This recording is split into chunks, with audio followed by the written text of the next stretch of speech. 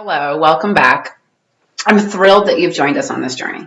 This is the last of A Dog Like Daisy by Kristin O'Donnell Tubb, read by yours truly, Miss Greenhalgh. I have the Kleenex because I've already filmed this once, and tears and tears. So the ending is not at all what you would expect. It is happy, tears of joy that I cry, and if it happens, it happens. Move on. So when we last left, though, things seemed pretty bleak. She'd failed her second test. It was a rainy day. She's going back to the shelter. In fact, chapter 25 is the good side bell, part 2, right? So remember in the shelter at the very beginning, there was the good side and the bad side, and the good side had a bell, and the bad side was bad. So let's see if I can get through the chapter this time, right? Good side bell, part 2. This car ride is not glorious. It's stuffy and windless and full of sounds of tires moaning across roads. We, the Colonel and Alex and Micah and me, pull into the lot of the shelter. I knew we'd come here, but I didn't fully think this through when I failed the test. Toy lightning cages, the cardboard dry food, the heavy smell of dog fear.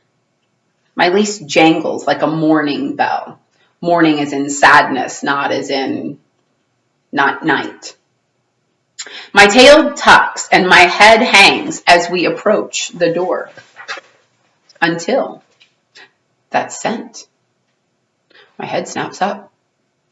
I flare my nostrils and suck in the smells, trying to separate the taste of each. It is. It has to be.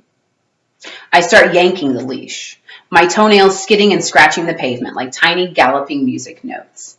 Let's go! We have to get in there! Whoa, the Colonel says. Easy there, Miss Daisy. The bell over the good side door dings green. Janie looks up from her always desk. Oh, well, hello again. But I'm pulling and jerking and tugging and skidding and whining and crying because. Katima! I yell. I heave toward a row of cages, wrenching the Colonel behind me. She's in the middle one, too high for me to see. I hear her stand, tiny flecks of lightning sparking off her cages like fireworks. She's penned up, but she's here. She's here! Is that you, Katima? Cries. Is it really you? We're both whining and crying and pawing and scratching. And oh, Katima's here. Do these two know each other? Micah asked. He looks at Janie. She blinks like a possum. It looks that way. The Colonel's heart races. Can you get the other dog down, please? Janie unlocks the door with a tiny click that sounds like a whole song. Before she can even reach into the cage, Katina jumps down to me. I pull the leash out of the Colonel's hand. Katima and I wriggle and writhe and sniff and whine like a pile of pigs. I get us tangled together with the leash and we laugh and lick and cry. Micah laughs, the Colonel laughs, even Alex laughs, who I'd forgotten even exists on this day. Looks like they're old buddies, the Colonel says. By the way he says buddies, I know it's a word full of music to him. It's a word with weight and worth. But we're more than buddies. We're family, I sigh. Mama, Katima says, licking my face. Mama! Right? So, yay!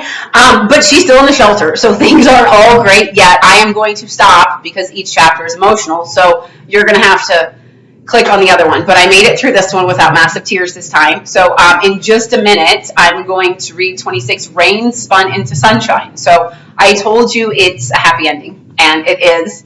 And she is reunited with her daughter right now. But